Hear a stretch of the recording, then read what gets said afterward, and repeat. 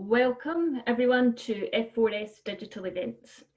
This is a session where we invite successful, inspiring speakers from the business world to tell us about their career story. This session is the first in a series of events aimed at helping you navigate the interview process and give you tips so that you are prepared and able to shine at your next interview. My name is Kath, and I work to connect teachers and their students with inspirational people from the world of work. I will be hosting the event. To all the participants, your audio, video and chat function has been disabled for safeguarding purposes. If you are submitting questions, can you click the anonymous button? And if we are unable to answer your question today, I will apologise in advance, but we will have them all on record and be able to address them at the next session on Friday. We are recording the session and you'll be able to watch again on YouTube and share with your friends and family. So sit back and relax and enjoy the webinar, take some notes and get ready to ask some questions. So I am delighted to welcome Nick Kuenssberg, who in today's session will set the scene for the navigating the interview process by telling you about his impressive career. Nick, I'm not going to tell anybody anything more about you because I know you're going to do that, but thank you for giving us your time today and again to share your story. So you can start by telling us about your career journey and what you have done since leaving school up until now. Okay, thank you very much, Kath. Good morning to you all in this strange world where I'm addressing the ether.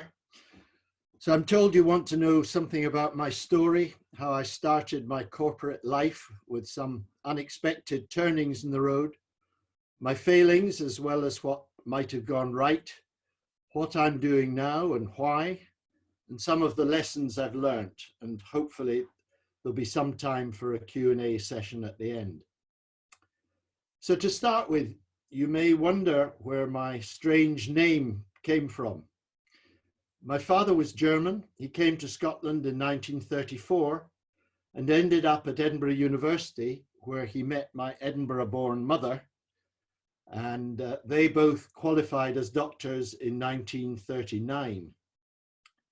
My father changed his name to Kingsley to serve in the Royal Army Medical Corps during the war, but he reverted to his original surname on demobilization in 1946. Now, why is that important? Well, I was born in 1942, and so I was a little blonde German boy during and immediately after the war, when all our comics talked about the perishing Jerrys and the unspeakable Huns. This meant that I came in for a lot of bullying, but I learnt how to defend myself from an early age. And I also learnt to identify totally as a Scot. This meant that I became extremely determined and very competitive. Even at primary school, I was always keen to show others that I wasn't going to be pushed around. Fortunately for me, I was quite good at sport. Originally football. My ambition was to play for the High Bs, Hibs and Scotland. Then rugby, I played for Scottish schoolboys, and later squash and cricket, and I had a trial for both for Scotland. And there's absolutely no doubt in my mind that sport, and especially team games, are a key part of my DNA. And it's a great passport to life in the same way that music can be. Depending on others around you, leading them, learning how to cope with winning as well as losing, both as an individual and as a team member, are really important characteristics, the key to what nowadays we call emotional intelligence. I enjoyed school, particularly after I got into the first sports teams, which eliminated any sense of inferiority. I took every opportunity going, playing tennis, badminton, hockey, debating and acting, and I even enjoyed the combined cadet force. I was reasonably bright, and although my parents wanted me to focus on maths, which I was okay at, My hires were in English, history, French, and German. Why languages, you may ask? Well, we had a French master who was able to get across the fact that French was not simply an academic pursuit as Latin was. It was actually live and used for communication between people. And colloquial French, again, made it more interesting. Now, I also opted for German a couple of years later in order to be able to converse with my grandmother, who was still alive in Heidelberg in Germany. But French was my favorite. And I had 2 summer holidays, aged 16 and 17, when I went on my bike to the Loire and to Provence for volunteer work camps. And these were transformational experiences. The first year, my best friend was an Algerian. I didn't know that the Algerians were in a war of independence with the French at that time. And I planned to meet Kamel again the second year, but he was killed in Algeria. The second year, my best friend was a local girl. But when I was introduced to her family and she referred to me as mon fiancé, I realized that my stint had to come to a premature end, and I cycled off early the following morning. I was the only Brit and the youngest both times. So meeting a range of foreign students of at least 8 nationalities was indeed an experience. I drank wine, too much, of course. I discussed issues that I was only dimly aware of. And of course, I improved my French. But above all, I learnt to be self-sufficient. I was away for 6 weeks on my bike, getting there, having the chantier de jeunesse and getting back. And that was a really mind-blowing experience and was a critical factor in my growing up. I also decided that languages were for communication, but I didn't want to become an academic linguist. So when offered a place to study languages at Oxford, I said I would prefer politics, philosophy, and economics.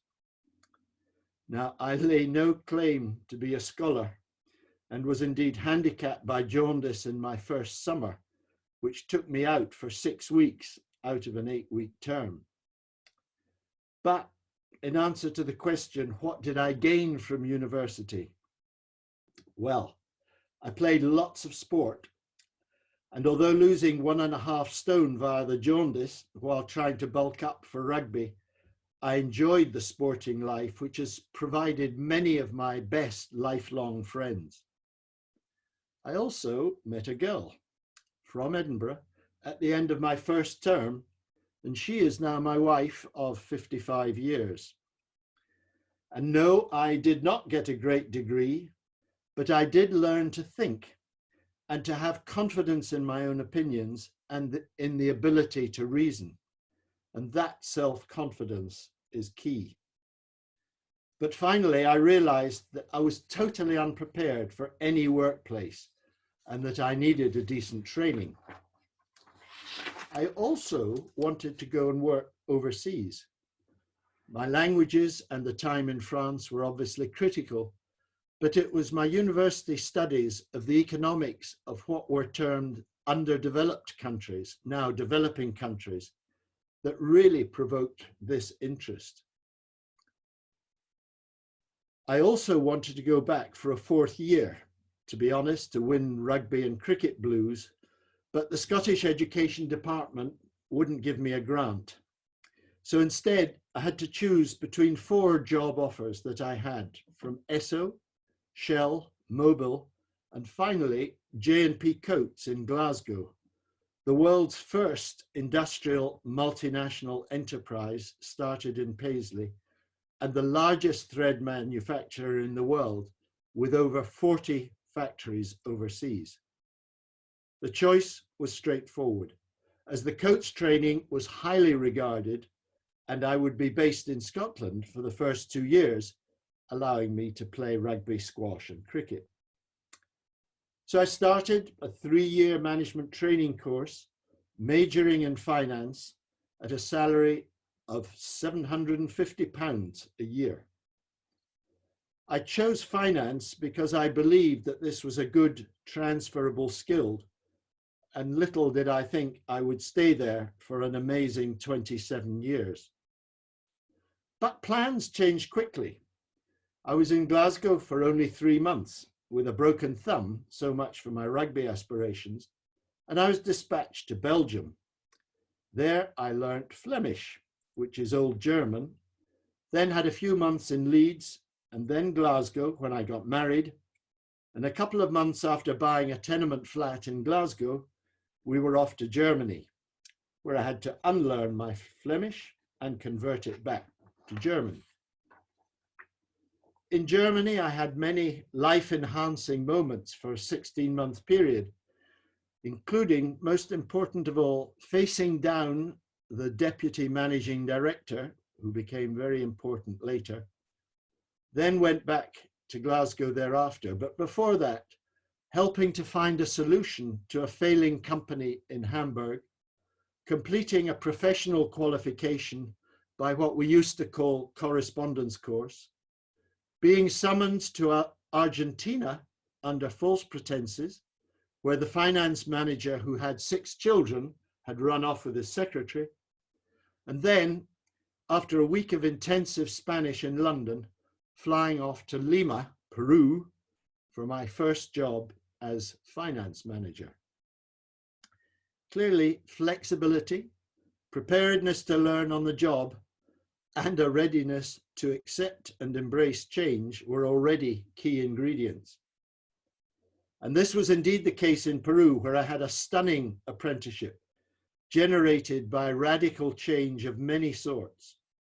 There we had to cope with earthquakes, a left-wing military coup and revolution, inflation, worker participation, new tax regimes, anti-foreigner and anti-foreign investment legislation, the collapse of industrial investment, the emergence of trade pacts, an attempted coup by the Beijing-trained trade unionists in the company against the establishment Moscow trade unionists, agrarian reform, which led to food shortages.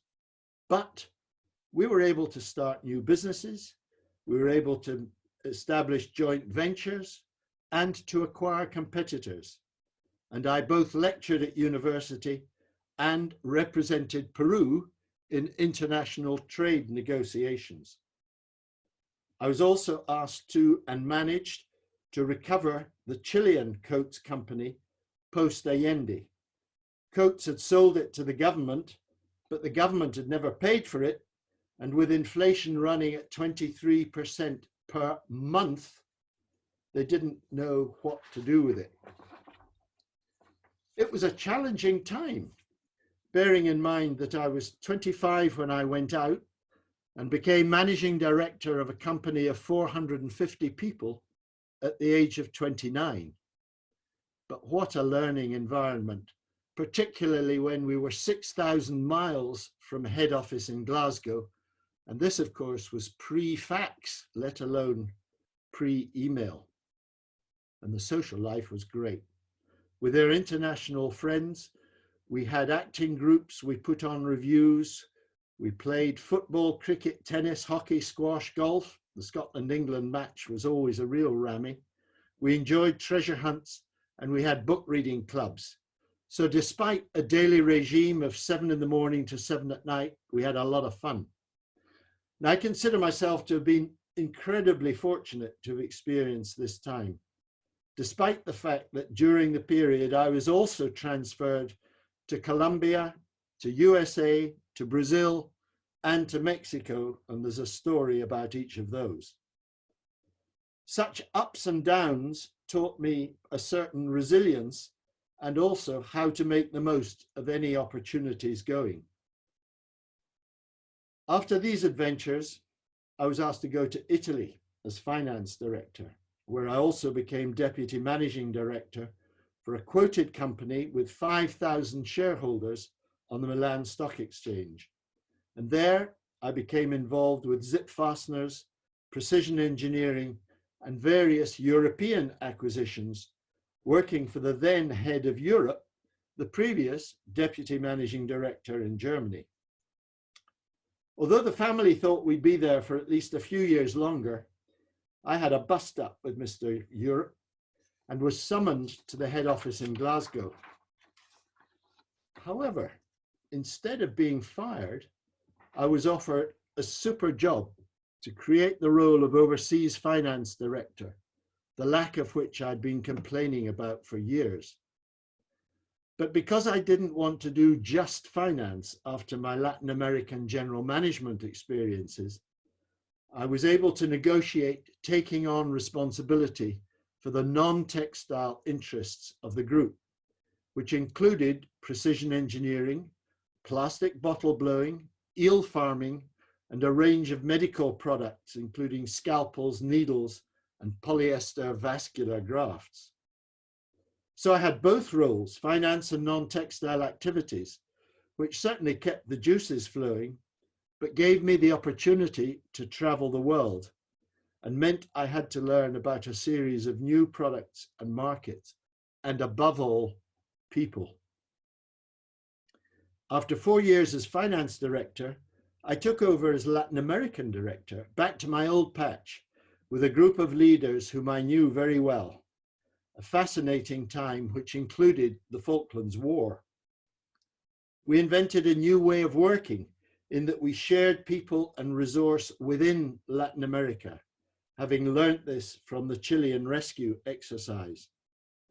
And meanwhile, I continued with the non-textile interests, of which the precision component manufacturer Dynacast was the star, with a growth from 8 to 28 units around the world on my 13-year watch.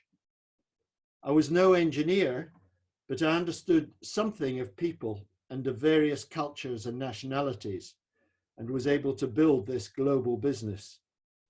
Interestingly, it was sold later by Coats, and I tried a management buyout at a price of £283 million, backed by Hambros, but was outbid by somebody at £313 million. 28 years on, it was resold for £1.5 billion. In parallel, I pointed out to my boss, the erstwhile head of Europe, now managing director, that we were falling behind in the new computing age. We're talking of the early 1980s. And he said, well, why don't you do something about it? So we formed a group IT function, information technology, grit in the jargon, with two key individuals to standardize the multiplicity of soft and hardware applications that we had around the world. We'd also lost focus on the discipline of materials purchasing and logistics, now called supply chain management. When I pointed this out to my boss, the response was again, well, go and do something about it. So with a German and an Indian, we upskilled the function, rewrote all our manuals, trained people, and gave it a new focus that benefited costs, product delivery, working capital, and ultimately margins. Now, during these exciting years, I was extremely fortunate in being invited to, and allowed by my chairman, to embark on a non-executive director's career with the West Board of the Bank of Scotland, the South of Scotland Electricity Board, now Scottish Power, and Standard Life. And these provided me with exceptional opportunities to understand other businesses, their ethos, and the ways of organizations that interface both with government and with regulation. I was also invited to contribute to the business school at Strathclyde University to share my international finance experience, something I also did later at Glasgow University. Opportunities like these are not to be missed, so always have a look behind any doors that may be ajar, just to see what's going on at the other side. But my luck was beginning to run out. For a variety of reasons, Coats merged in 1986 with another large textile company based in the UK and the major clothing supplier to Marks and Spencer. In theory, a fascinating move, but it was 20 years too late, given the threat from the East and the readiness of UK and European clothing retailers to import. However, it was another huge learning experience.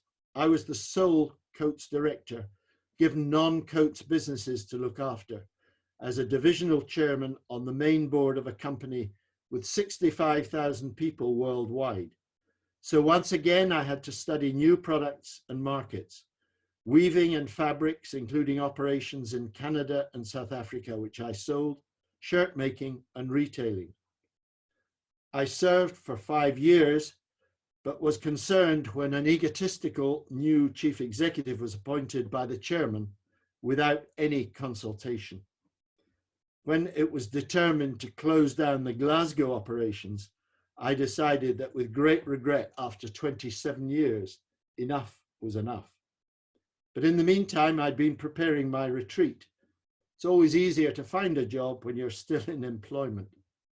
And I became managing director of the other major Scottish textile, Dawson International, as head of all non-American activities, basically cashmere and knitwear, and with the unstated ambition to take over from the executive chairman, who was increasingly non-executive.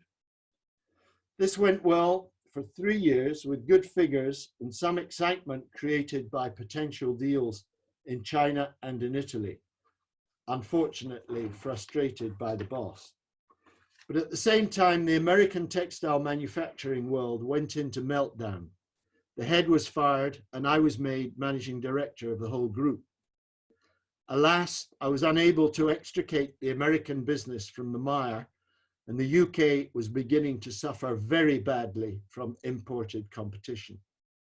So finally, after an emergency fundraise, the share price dropped by 20%, and the board decided that it needed a scapegoat. Both the chairman, who'd bought the ill-fated American businesses, and I were fired summarily. Front page news in the Financial Times, not my finest hour. What did I do then?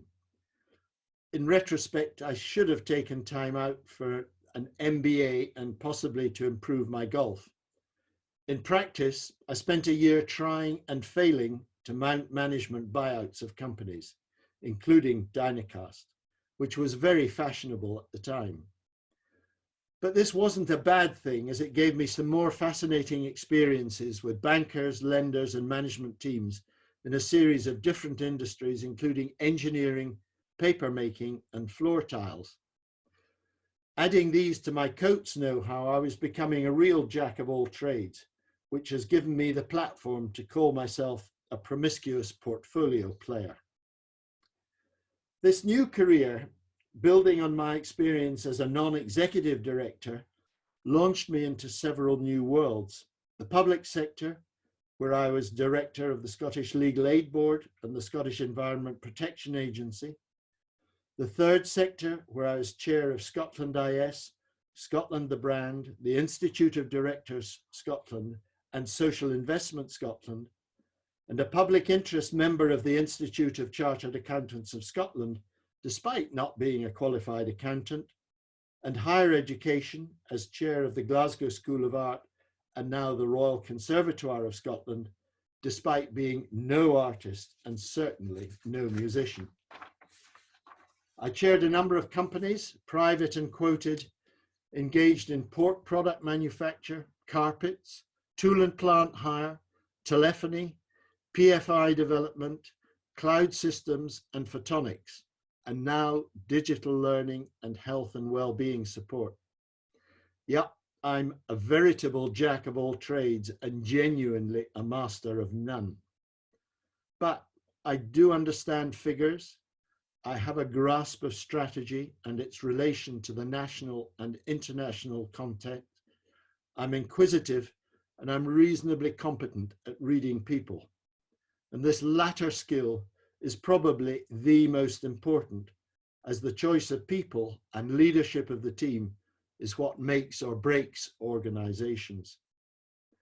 As a result of all this, and despite being well beyond my sell-by date, I'm still engaged in business, cultural and civic life and get a great kick out of it.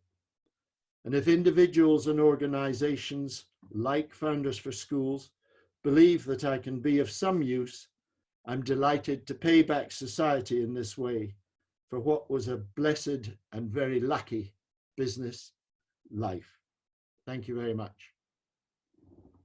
Okay, thanks for that, Nick. That was very interesting, amusing, and I'm sure everybody's got lots of questions. I know I do. But we'll go over to the students' questions first and see how many of them we can get answered. So there's a couple that we can tie together. Someone's asking, what are the most important positive characteristics, and what are, in the converse of that, what are the most important negative characteristics to have? Okay. My own positive characteristics. Let me start with the positive ones. First of all, I think resilience, the ability to take difficulties in one's stride and ensuring that you're making your colleagues feel that you are on top of things. Humor, the ability to get on with other people, again, under difficult circumstances, and humor is a wonderful way out. I referred to the understanding of teamwork. As an individual, you really can't do all that much. You need the team. And I do believe in the classic saying that the boss should try and recruit people who are brighter than themselves. Leadership is defined by my wife as the art of letting other people have your way. And I think that's a very subtle form of diplomatic leadership, and I attempt to subscribe to it, although my negative characteristics would suggest I'm not very successful at it. Stamina is hugely important. The ability to work through crises all night if necessary. I mean, I got up at 4 o'clock this morning to write my document because I hadn't got there yet. But you just get on and do it. Going the extra mile, making sure that you deliver more than what is expected. So set your standards high and attempt to respect them. Independence of thought and the moral courage to stand up for your views. And a couple of instances spring to mind on that. Openness, admit when you're wrong and don't try to fob people off or cover up your mistakes. And finally, and the thing which I think I've been quite good at is a readiness to continue to learn. There's a great saying, every day is a school day. Some of you may not believe that, but it really is. And you can go on learning. So the reverse of that, my most important negative characteristics, I am absurdly impatient, both with myself and worse with others. I ask too much of other people, but that's part of setting them targets which they possibly didn't realize that they could achieve. I am afraid that I've expected people to give up their social life at times of stress or pressure. You know, work sometimes is more important than one's personal life. And I've also been guilty of expecting colleagues to be able to read my mind. I haven't explained to them properly what it was I had in mind. And as a result of that, I have been intolerant of stupid or unthinking mistakes. But above all, I think the worst one is forgetting to say thank you. That is a really important bit of courtesy which goes a long way and which is I think, really, really important in business life as well as in everyday life. I could go on, but I think that'll do for now. Okay, and we are running out of time, so I'm just going to ask one more question just now, and then I'll just sum up, and we will keep everybody's questions, and if you come in again on Friday, we'll make sure that we cover them in the session then. So you speak a lot of languages, and you've learned more throughout your career. Why are they so important? I was extremely lucky because in Coats, the tradition was always that the language was that of the country you were in. So I actually had to speak, I think, 6 different languages over a period of time. First of all, people really appreciate it when you try and speak their language. Secondly, it means that you understand what it is that they're saying rather than having them tell you in their English, or worse still, having an interpreter who is telling you what they're trying to say in their English. There are so many misunderstandings born of that it's absolutely not true. You will gain confidence of people with whom you speak in their language, and you will gain friendship a lot more easily. You learn how to read people much better. Your facility with the language, and often there is only a word in a particular language which fits, and that helps you understand particular situations. I mean, how do you translate in English Schadenfreude,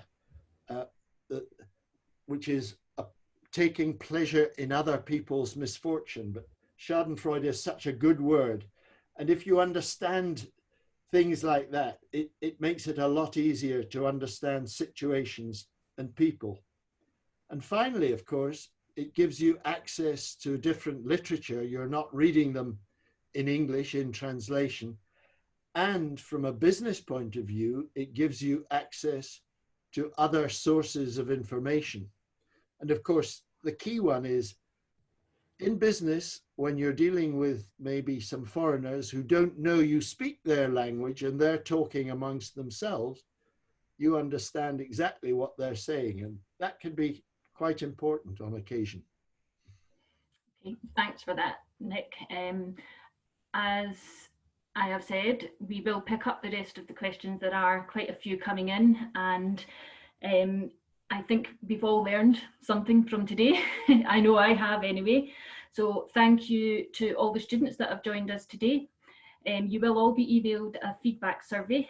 Please complete this so that we can continue to improve our digital services. You can look out for the recording of today's webinar on the YouTube channel. And Founders for School is already on Twitter and Instagram, so if you aren't following, please do so. Our next session in navigating the interview process with Nick is on Friday, May the 15th at 11:30 AM. And we also have a session tomorrow at 2 PM for those who are interested in the food and drink industry. But thank you all once again, and we shall see you on Friday, if not before. Thanks, Nick. Pleasure. Bye.